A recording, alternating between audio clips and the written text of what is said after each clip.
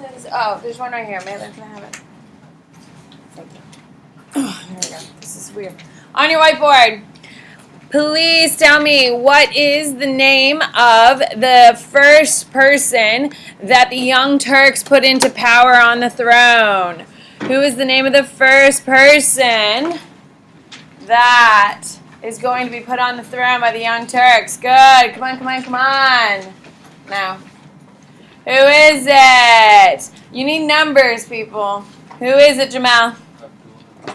Abdul Hamid II. On your whiteboard, Sultan Mahmud II. He is going to be the gentleman who kills all the Janissaries. When he takes power, he starts making reforms, like school taxation. What do we call the reforms done by him?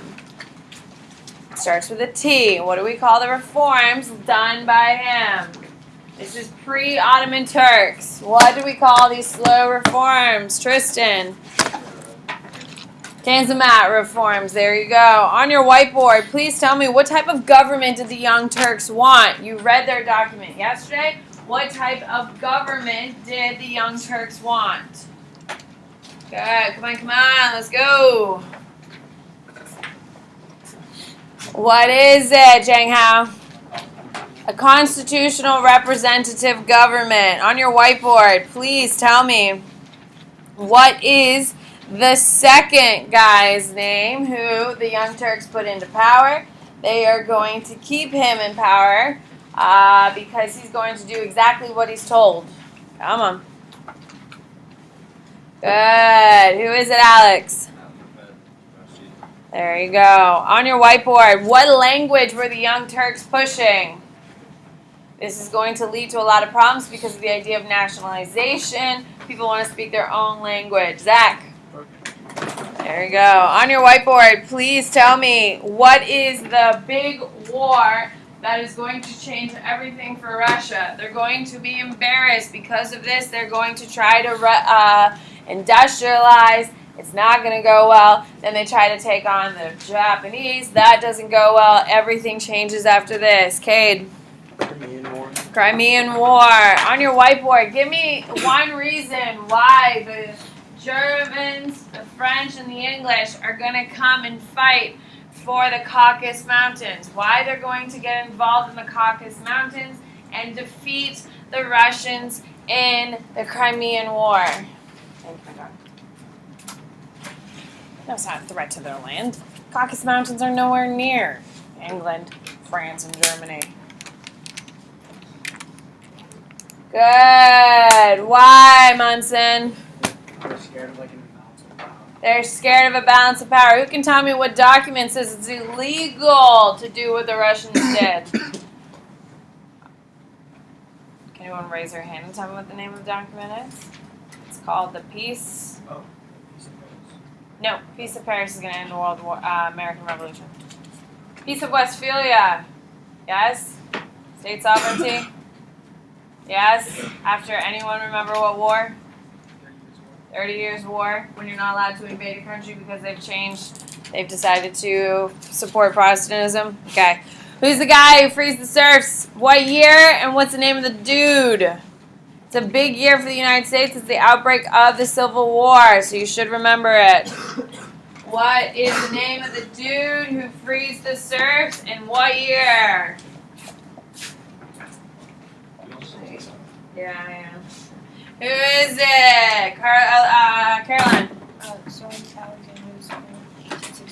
Alexander the Second, Tsar Alexander the Second, 1861. On your whiteboard, please tell me, what is the first attempt at industrialization called? What is the first attempt at Russian industrialization called? Colton. Witt system. On your whiteboard, what is the name of the gentleman who takes over after Alexander II's death? Okay, after he does the pogrom attacks, all that stuff, he eventually dies. Who replaces him? He will also be the last Romanov. He and his entire family will be executed. Carlota. Nicholas II. On your whiteboard, please tell me, what war does Nicholas II get the Russians involved in, thinking it's going to be a cheap win. It's actually incredibly embarrassing. This embarrassing war is going to lead to even more crippling destruction. What is it, Krishma? There you go. All right. So yesterday we got to the Opium War, correct? Okay, there we go. So, super quick about the Opium War. Obviously, opium is coming from what modern day country? Opium is coming from what modern day country? The answer is India. Who is buying? What modern day country is buying lots and lots of opium? China. It's being processed and created in India. It's then being sold into China. Who is making it or growing it in India, selling it in China? British are doing it. Okay? Once the British are selling it, getting the whole country, China tries blocking them out. England declares war. Who wins? Who can raise your hand and tell me why the British win in a very, very clear victory? Jing Hao. They're industrialized. China's not. Keep in mind, China doesn't industrialize until 1956. Okay? Why would the British not allow China to industrialize? Patrick. Yeah, China, if they don't have control of their own resources, they can't industrialize. And if they industrialize, will they fight back? Yeah, so they're not going to let them industrialize. It's the easiest way to keep them under control. So they're going to sign unequal treaties, and we're going to create what is the term we call all of these countries that are going to be using and taking advantage of unequal treaties. Melu. Spheres of influence, which we talked about. European powers control another country socially, politically, and economically, correct? Okay, so my little thing is not really working that well right now. That's not good.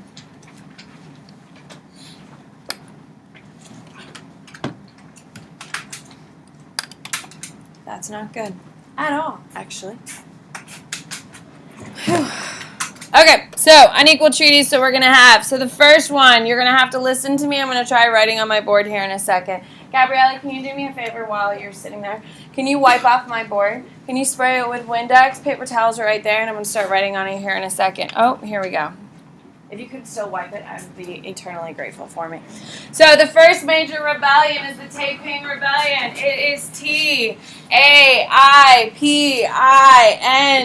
It's coming up. Here we go. So, the Taiping Rebellion, you need to understand that never ever were the Chinese people happy to have the British there. They're going to be rebelling at all times. They're rebelling since they started in the 1850s. They're going to be rebelling until the 1950s. Okay? So don't think for 2 seconds any colonial or sphere of influence is ever going to be okay with this. So, it is going to be done by the Chinese peasants. The poorest people in China are the ones rebelling. Why? Okay? It is going to be because of the abuse by the British. It is going to be led by a school teacher named Hong X. I'm not even going to try butchering that. Okay? It's led by a school teacher. What is it? Yeah, that's not coming out of my mouth. I'm so sorry. I'm so sorry. When I don't say it, I'm trying not to butcher it, not to be like mean, but like my problem with English. You know? So I'm so sorry. Anyway, he is going to call for the destruction of the Qing dynasty. Why would he want the destruction of the Qing dynasty? Why? Jing Hao. The Qing dynasty is the one who allowed the British to come in and set up the spheres of influence. Remember, the British didn't come in and conquer China. They defeated China, and then the Chinese signed treaties, correct? So technically, it's not that the British have come over and taken over completely, even though we all know the British came in and took over completely. Right? They signed treaties with the government. So he is not specifically mad at the British. He's specifically mad at the who? The Qing. It's an important distinguishment between the two. Because when we get to the Boxer Rebellion, they're no longer mad at Chinese people. They're just straight up killing white people. Okay, so when we are talking about the Taiping Rebellion, it's a rebellion against the Chinese government of the Qing, which is going to be our last of our dynasties, by the way. Okay, so the Taiping, what they believe is that there should be no private property. What does this sound like? Socialism, absolutely. Creation of communal wealth. Prohibition of foot binding. They're trying to get rid of some of this cultural thing. Gabrielle, I really, really appreciate it. Thank you so much. I was dying inside. I thought my projector was dead. Yeah, I'm pretty impressed too. It looked like a struggle, but I appreciate it. Thank you very much. Free public education, simplification of Chinese. What is he trying to do? He's trying to make China more for the wealthy or for the poor? For the poor. He's trying to make the average Chinese person's life better. And the Taiping Rebellion is how he's trying to do it. Okay? So, he, however, does go a little off the rails a little bit, and he says that none of his followers can have sex. I don't know why AP wants you to know this. I don't know why, but they do. You're not allowed to have sex even if you're married. So is this going to boost membership or kind of get people to say, what the hell? Let's be honest. Is it going to make people say, what the hell? Yes, absolutely. Okay, because remember, wealth in China is passed from father to son, correct? If you don't have any children, what happens to your wealth? I actually don't know. But you don't have a nice direct path of inheritance, okay? So, the leaders still maintain harems. What is a harem? We've talked about this 10,000 times. It's not just like a group of girls like sitting like at a restaurant giggling or anything. It's like a group of prostitutes that you pay for, that you take care of, that they're like yours. There you go. All right, so the Taiping, I think we can all agree is going to be put down. Yes, I don't think anyone's surprised. They're going against the Qing. Who is going to come to the Qing's defense? The British. Why would the British come to the Qing's defense? Yeah, they want to have control. They don't want to have to deal with the political side. They just want to come in and do what they want. So, the Nanjing is going to be captured in 1858. They attacked Beijing with a force of 1 million people. Okay, so is the Taiping Rebellion a big rebellion or a small one? It's a very big rebellion. 1 million people are going to go to Beijing and try to take it. However, they fail. Okay, so the Imperial Army is going to be unable to contain it. Okay, Manchu soldiers are going to come with European weaponry. Okay, eventually our boy Hong, the guy who leads the Taiping Rebellion, is going to commit suicide. When Nanjing is captured, 1,000 Taipings are going to be massacred. Why would they massacre 100,000 Taipings? Zach. There you go. It doesn't work because Thai conditions are going to be really terrible in China, but it's supposed. Taiping Rebellion, the biggest things you need to know. It's a massive, one of the largest rebellions in the history of the world. 1 million people are going to pick up swords, sticks, guns, whatever they have, and fight. It's a big deal. They're rebelling against the Qing, not the British. But keep in mind, the reason they're rebelling against the Qing is because they signed these unfair treaties with the British, so the British aren't completely off the hook. It's going to be put down, but just put down. And the Manchus are going to be called in again and help defend. Okay? So, the next major movement in China, remember, if things are tough, things are hard, is the self-strengthening movement. So the Taiping Rebellion has risen, has fell. Taiping Rebellion is coming in next. So, it is all about the Chinese learning at the base with Western learning for use. This is kind of how China is built today. You're supposed to learn Chinese culture, customs, writing, and all that stuff, but you're also going to learn English. English is the official language of business around the world. So, if you go to China, you'll see that actually a lot of people know English. Okay? And the reason is because they really take this self-strengthening movement very seriously. They blend both Chinese cultural traditions with European industrial technology. China is really, at this point, is significantly behind everyone else at this time, so they're trying to do what they can to catch up. Remember, this is really the first time in the history of the world China's ever been behind, correct? It's because of the Ming, the Qing, all they're doing is looking backwards and not looking forwards, and they missed the opportunity to industrialize, so here they are trying to catch up. All right, they changed the Chinese economy and society superficial, and we have an empress. Oh, we don't like saying women in power here. There's like 2, so let's be excited for a sec. Okay, Empress Dowager Cece is going to be diverted her funds for her own aesthetic purposes. Okay, she's actually pretty cool. She's going to do some big things, and she's part of the self-strengthening movement. The whole thing is they understand that China's behind. They're trying to not lose their culture, but they're also trying to advance, and that's the big component of it. Now, we're going to come back to this because it's going to come back up, but we'll move forward. All right, let's go to the board super quick. On your whiteboard, please tell me, what is the largest rebellion in history called?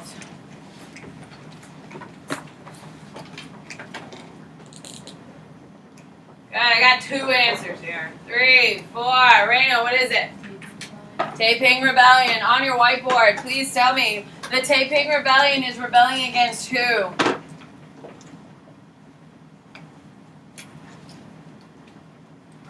Who is it? Gunnar. Qing Dynasty. On your whiteboard, please tell me, who is the leader of the Taiping Rebellion? Who is the leader? Who is it, Daniel?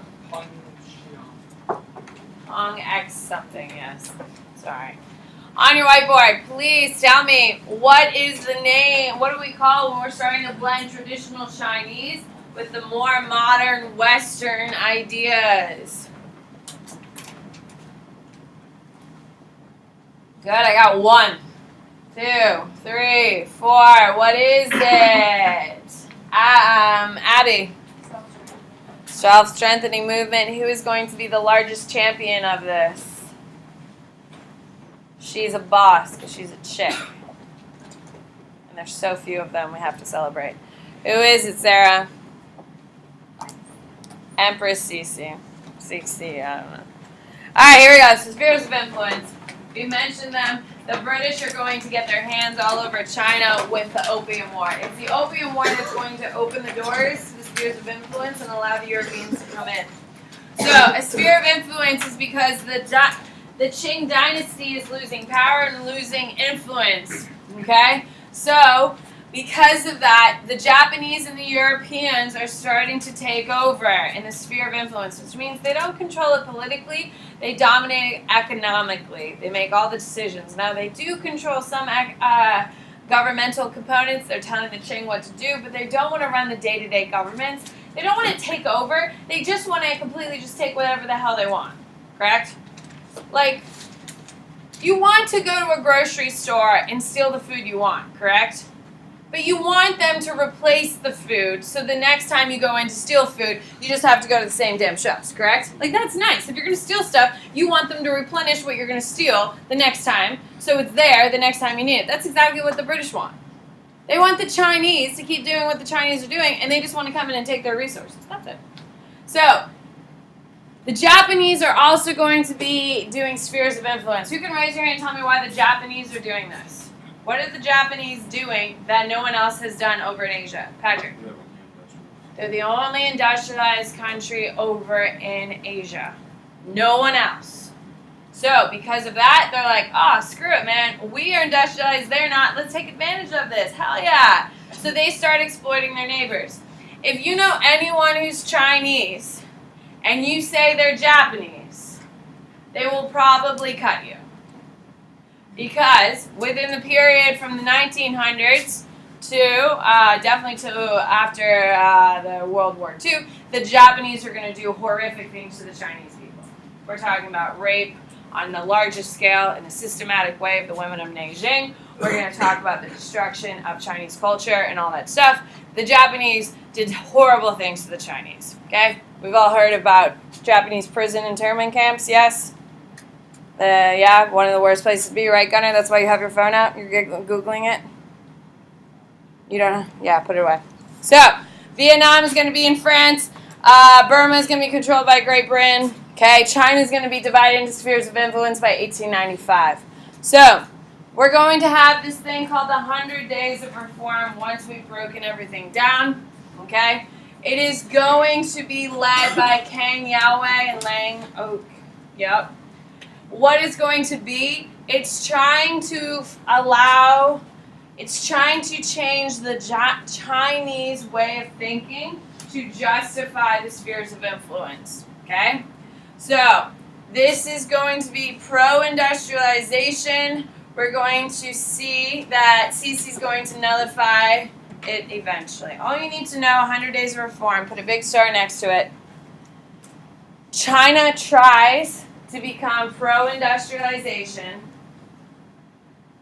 Okay? But Empress Sisi is going to nix it. She's going to cancel it and throw everyone in jail. Okay? These are Chinese people who are trying to lead this pro-industrial way and trying to justify it. Why would the Empress of China do this? No one, Raina? Okay, a little bit of keeping more power. Zheng Hao? She wants to maintain Chinese value. And also, where are these people getting these ideas from?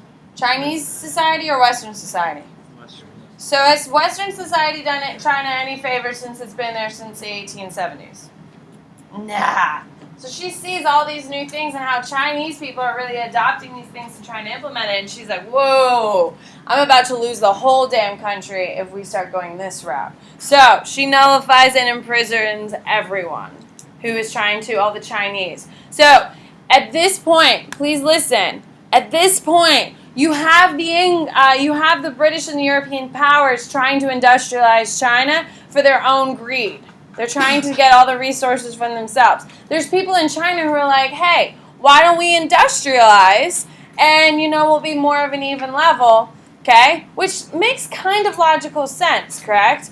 And then we have the Empress stuck in the middle because she has to listen to the British and she's seeing her own people and she's like, you know what? I'm just going to stop our industrialization because of the conflict that's going to rise with the British. So this is going to usher in the second major fighting power, and this is the Boxer Rebellion. This is a very big deal. And what we're going to see is that Sisi, she does not support industrialization, but she is all about killing white people. So you have to appreciate that. So what she does is she supports the Society of the Righteous and Harmonious Fists, also known as Boxers. It's an anti-foreign militia. So they're not formally the Chinese army, but they are a fighting force in China. In 1899, they go around killing every white person they can find. Every white person. Kid, male, female, didn't matter. If you're white, you're getting killed. If you're British, how does this make you feel? This is terrible if you're British. Absolutely terrible. Because you would just be walking through a market and then all of a sudden you're swarmed by like 15 people stabbing you like 300 times. So it's a pretty traumatic thing. So what happens is that the British are obviously going to respond. Now, you're going to see this twice. You're going to see it in China and you're going to see it again in Africa. Someone told the Boxers that you can't be shot by guns. And so they go into war thinking that they go and attack the European embassies, thinking they cannot be killed by bullet fire. And they did believe it. And so you're going to have over 140,000 Boxers are going to be wiped out, attacking about 3 different embassies. Now, if you're the leader of the Boxer Rebellion, it serves your purpose, correct? Because you're going to overwhelm the embassies, maybe you'll actually be able to take them. But they convince their people that they won't get shot by bullet fire. Obviously, that's not true, because no one can survive it. Anyway, so eventually the European forces are going to unify, and they're going to put down the Boxer Rebellion. Okay? Because of this, because of the Boxer Rebellion, previously it was just, and this is a big star, previously to the Boxer Rebellion, it was just European countries occupying China. Now it's European countries and soldiers occupying China. Is this going to make relationship more or less stressful? More stressful, absolutely. When you go try to kill all the white people, I guess you could kind of say, oh, it makes sense that they would hash back. So the Boxer Rebellion is going around trying to kill all the white people in China. It's pretty successful. They kill a lot of people. However, it is going to be put down. Consequence of it, China's going to be filled with foreign troops. Okay, so I think we can all agree if the Empress is supporting, okay, the Boxer Rebellion, she has to be removed from power, correct? So what's going to happen is she's going to die a mysterious death. She was very healthy, then all of a sudden she died. I wonder what happened. Could it be a coup? Oh my gosh. Anyway, so she dies one day later on November 1908. Okay, her 2-year-old, he is going to be put on the throne. He is the last of the Qing. Yeah, he's 2-year-old. There's going to be 1911, there's a major revolution. And 1912, he's going to flee. He is actually, I think he just died. Because he was kicking it in the 90s. Yeah, I know because he's the last emperor of China. And he was alive. He was living in exile for a very, very long time. I think he died maybe pretty recently. But he was the last emperor. Within recently, I mean the last like 20 years. But yeah, so pretty cool. Can you imagine being the last like emperor of China? Be pretty cool. Anyway, so that's the end of the Qing. There you go. All right, to the boards. Here we go. On your whiteboard, please tell me what is the largest rebellion in history. It is against the Qing directly. You can sit at my desk. I'm not sitting on the floor with my pants on first of all. I have more than welcome to sit at my desk. Please, please, please. Good. What do we got, Peyton? Taiping on your whiteboard. What is the name of the rebellion that's killing all the white people in China? Good. Who is it, Ryan? Boxer Rebellion. On your whiteboard, please tell me what is the name of the empress that supported the Boxer Rebellion and eventually will lose her life because of that support? Who is it, Jing Hao? There you go. Okay, so it wasn't terrible on that one. Not great, though. Not great. Okay, I won't say that. On your whiteboard, please tell me what is it called when some Chinese wanted to industrialize and wanted to improve themselves as well as embrace some Western and some traditional ideas. What do we call? Oh, I blended two things together. What is it called when some Chinese wanted to industrialize and CC said no? What is it, Alex? 100 Days of Reform. What is it called when the Chinese start adopting traditional cultural values and adopting some new Western values, which is still how it's being done today? What do we got? What do we got, Cal? Self-strengthening. Self-strengthening movement. On your whiteboard, please tell me what is...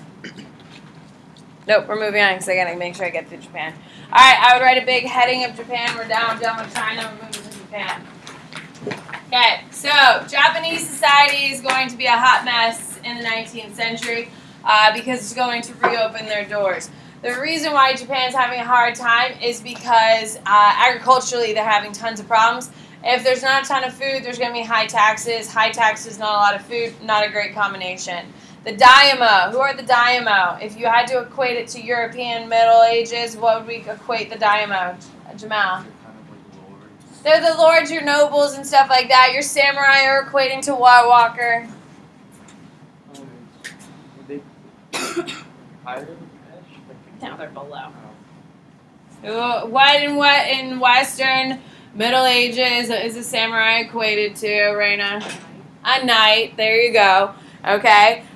So the daimyo, the lords and nobles, and the knights are going to start losing power because things are going poorly. Yes? When people aren't happy, people revolt against the system. We've seen it 10,000 times at this point. So the Tokugawa, who have been in power since period 4, we're now in 5, is starting to lose power. In order to reform, they cancel the daimyo. There's no more lords in Japan. They abolished merchant guilds, and they ask the peasants to go start rice farming again. They're getting desperate. You don't kick out the ruling class unless you're desperate. Okay? However, because things are so hard in Japan, it still doesn't fix it. Okay? So, are their doors open yet? No. Okay? So, Europeans and Americans are attempting to establish relations with Japan. Remember, their doors are closed. The U.S. in particular really needs a Pacific port in order to control, in order to, for help with whaling and other merchants. Okay? Remember, the Japanese are only trading with the Dutch in Nagasaki. Okay? However, in 1853, and this is a very big date, 1853, the Japanese are going to open up the port of Edo, which is now Tokyo, and Matthew Perry is going to be the first European to step foot in Japan in over like 200 years. Okay, so Matthew Perry, 1853, just before the American Civil War, he's going to go in there. Now, all the conservatives in Japan are going to lose their mind, like, oh my God, how can you let this guy in? Okay, so the Japanese are going to have a ton of internal conflict about this guy. However, they are going to rally around, they're going to go against the shogun and rally around the emperor. And eventually, we're going to have the Meiji Restoration in 1868, 5 years. The Tokugawa shogunate is going to fail. The Meiji Restoration will replace them. So, after about 500 years of ruling, the Tokugawa are done. The Meiji Restoration comes into place. The Meiji Restoration, are they going to be pro-U.S. or anti-U.S.? Pro-U.S. They're going to keep their doors open, okay? And they are going, what's their number one objective? They just saw a massive metal gunship come into their port. They're going to industrialize. There you go. So, they're going to have a brief civil war between the Imperial and Tokugawa forces. Tokugawa are going to lose. Emperor Mishuto is going to take power. His quote is, rich country, strong army. Okay, think about World War II. Think about how wealthy they are in World War II. Think about how strong the military is, so it's obviously going to come true. And their goal is to industrialize ASAP. It will be the only country that industrializes. Okay? So, Meiji Restoration. Tokugawa shogunate fall with Matthew Perry's arrival. Okay? Meiji Restoration takes over. The Meiji Restoration are going to rule until the end of World War II. When the U.S. government takes over, we say, no, we're done with this. Okay? Now, does Japan have an emperor today? Yeah, they do. Trump was just there like 6 months ago. You don't remember him with the fish? Remember how he had the fish food and he just dumped it? Yeah, that was the emperor. They have an emperor. It's a complete figurehead. Okay? It's not really a thing.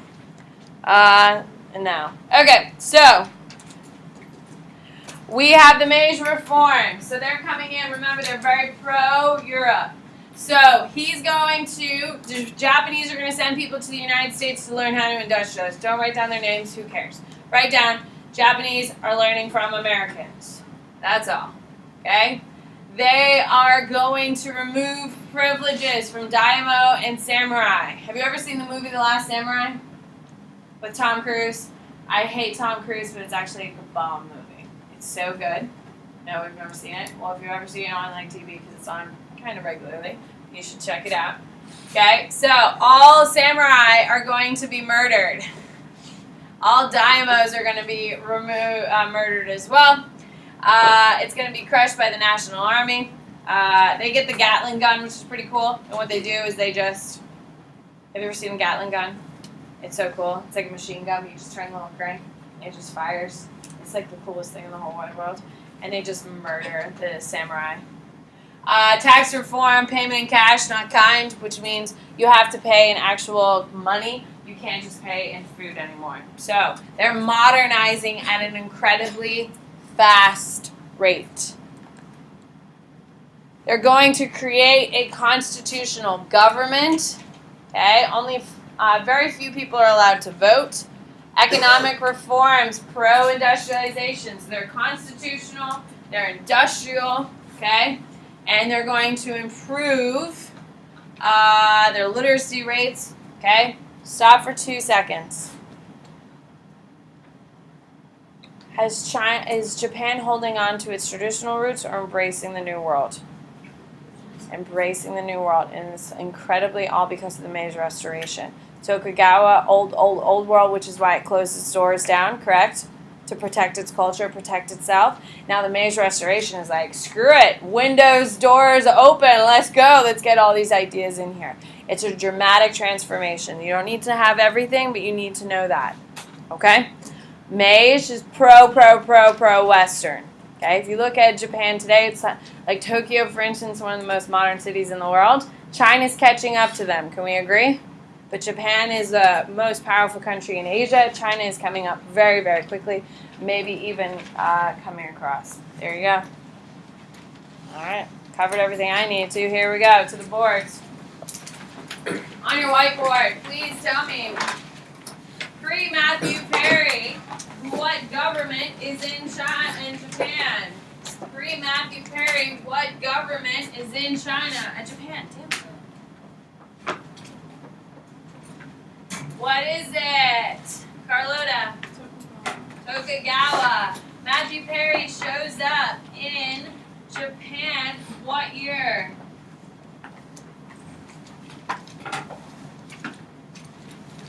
Good. Haley. 1853. On your whiteboard, please tell me what government comes into Japan, takes over Japan post Matthew Perry?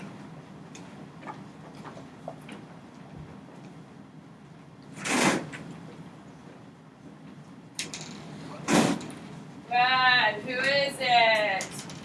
Who is it, Patrick? Beige. On your whiteboard, please tell me, looking back in Russia, what leader is going to be the most repressive leader? Alexander II or Nicholas II? Looking back on Russia, which one is going to be the most repressive, the most cautious? There we go. Who is it? Alex. Nicholas II. On your whiteboard, please tell me what rebellion is going to be the one targeting foreigners. What Chinese rebellion is focusing on Chinese foreigners? Who is it, Ryan?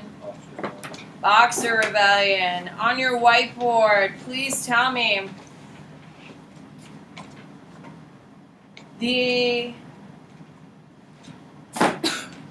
prior to what war did China have the balance of trade in their favor? Prior to what war was the favor of trade in China's favor? Good. What is it, Gunnar? There you go. On your whiteboard, please tell me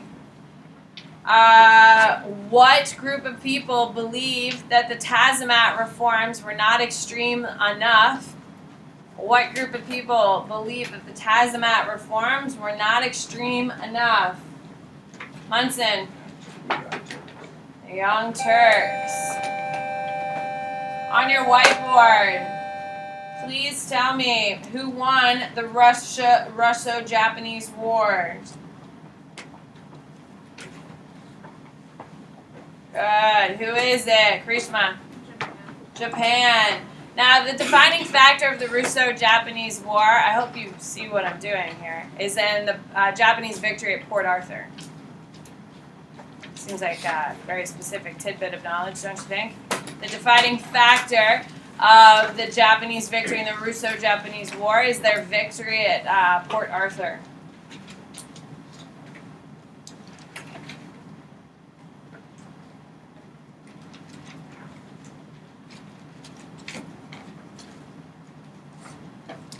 Bloody Sunday is going to lead to the creation of what representative body in Russia?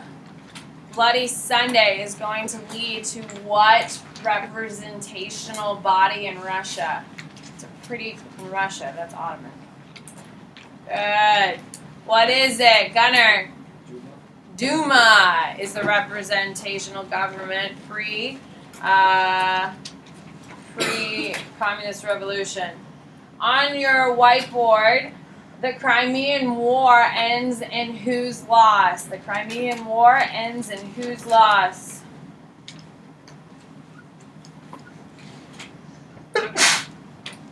Excuse me. Cade, whose? Russia. Russia.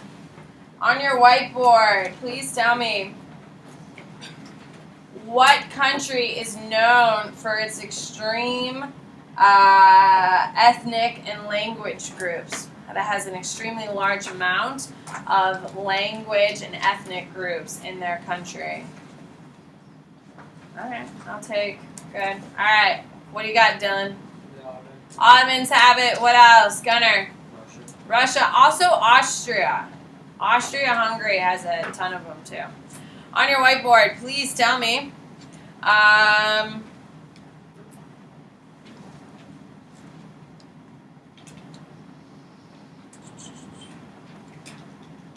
Who is responsible for the modernization of Japan? What government system is responsible for? Good. Who is it, Munson? There you go. On your whiteboard, please tell me what is the only accomplishment of the WIT system?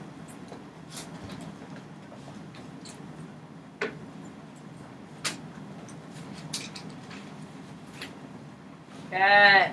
What is it, Adi? Trans-Siberian Railroad.